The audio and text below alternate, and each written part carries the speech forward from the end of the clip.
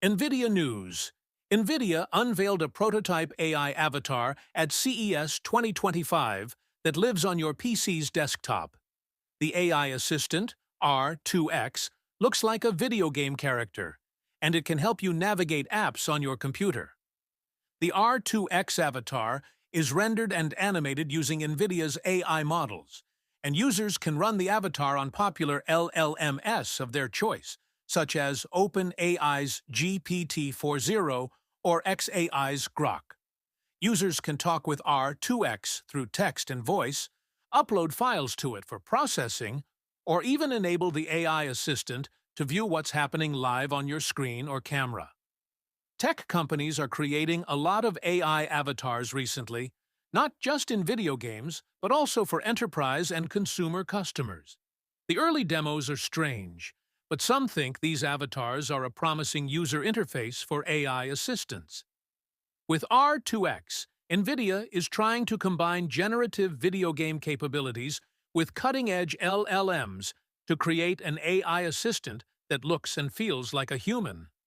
The company plans to open-source these avatars in the first half of 2025. Nvidia sees this as a new user interface for developers to build with, allowing users to plug in their favorite AI software products or even run these avatars locally. Much like Microsoft's Recall feature, which has been delayed due to privacy concerns, R2X can take constant screenshots of your screen and run them through an AI model for processing, though this feature is turned off by default. When on, it can offer feedback on applications running on your computer and, for example, help you work through a complex coding task. R2X is still a prototype, and even Nvidia admits there are still some bugs to work out. In demos with TechCrunch, Nvidia's avatar had an uncanny valley feel to it. Its face sometimes got stuck in odd positions, and its tone felt a little aggressive at times. And broadly, I find it a little odd to have a humanoid avatar stare at me while I work. R2X generally offered helpful instructions and accurately viewed what was on the screen. But at one point, the avatar gave us incorrect instructions, and later on, the avatar stopped being able to view the screen at all. This may be an issue with the underlying AI model, in this case GPT-4o, but the example shows the limitations of this early technology. In one demo, an Nvidia product lead showed how R2X can view and assist users with the apps on your screen. Specifically, R2X helped us use Adobe Photoshop's generative fill feature. The photo we selected was of Nvidia CEO Jensen Huang standing in an Asian restaurant with two restaurant workers. Nvidia's avatar hallucinated and gave the wrong instructions for where to find the generative fill feature in Photoshop. It later lost the ability to view the screen, but after switching the AI model we used to xAI's Grok, the avatar regained its screen viewing abilities. Here's R2X helping us use generative fill in Adobe Photoshop. It gave us incorrect instructions, though. Second news. Elon Musk-owned social network X said today that it is rolling out labels for parody or satire accounts to differentiate them from other accounts.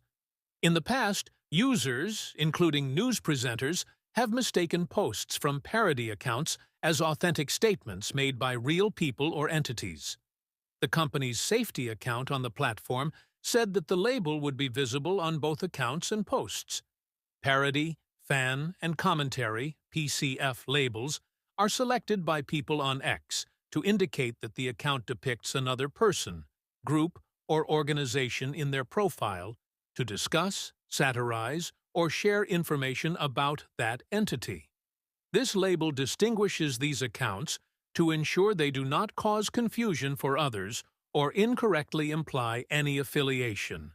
The description of the parody label reads, "The social network added that it would soon share details for when these labels become mandatory for parody accounts to include. This would be a key detail because if parody accounts don't comply with these new rules and apply labels, The confusion amongst users to identify the authentic source of information will still exist. The company's authenticity policy notes that impersonation of accounts is not allowed, but the platform allows parody, commentary, and fan accounts if they are compliant with the platform's rules.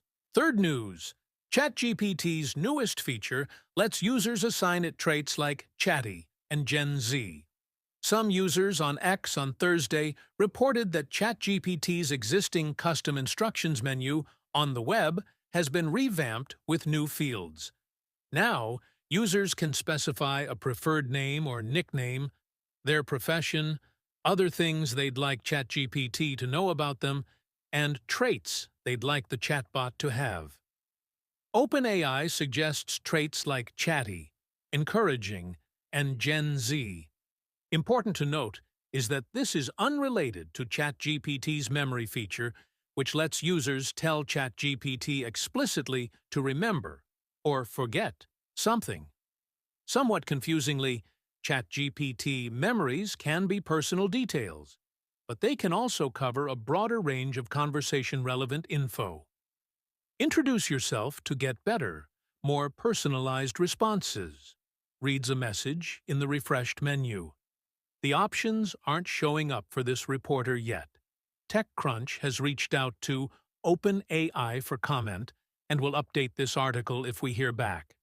It's likely the new menu is more of an aesthetic makeover than a deep technical upgrade. The old custom instructions feature used what's known as prompt engineering to guide ChatGPT's style and tone. Essentially, it primed the AI powering ChatGPT with a paragraph of user-provided instructions, so its answers adhered to those requirements and preferences. So far as we can tell, the new menu still relies on prompt engineering. It simply presents it in a user-friendlier way. OpenAI previously said that it applies moderation to custom instructions to check if they adhere to its terms of use. Presumably, that hasn't changed with the revamped personalization settings. OpenAI has looked to polish ChatGPT as its user base grows, adding capabilities like live web search and a Canvas interface tailored to writing and coding projects. The company said in December that over 300 million people use the chatbot each week,